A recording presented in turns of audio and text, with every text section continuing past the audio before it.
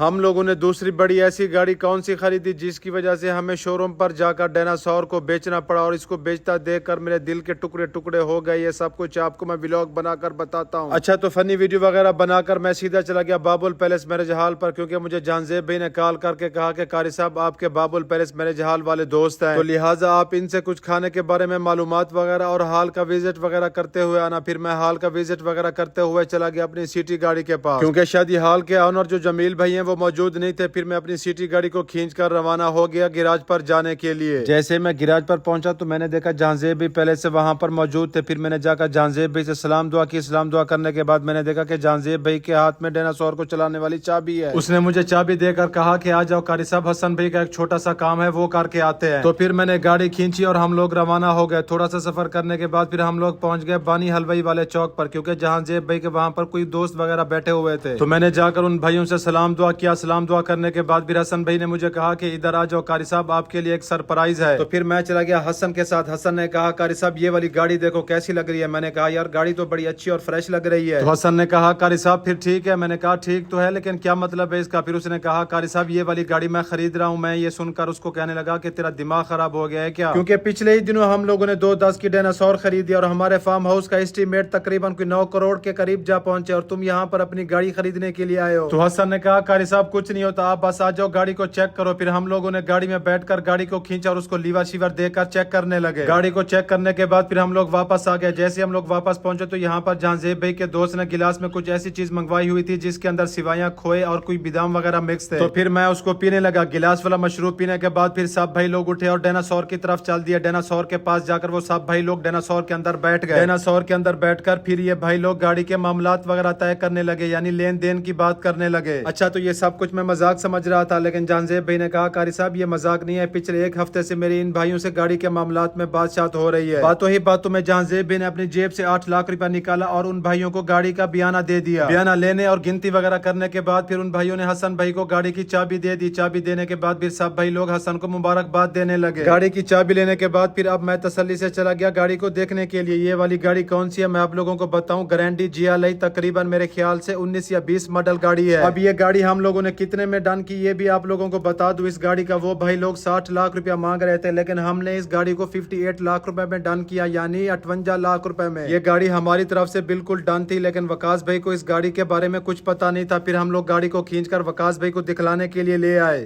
वकास भाई कैसा लगा हमारा मजाक? यार ये मजाक था क्या है, मुझे तो अभी तक समझ नहीं आ रहा। नहीं सीरियस है, मैंने आपको दिखाई है वीडियो।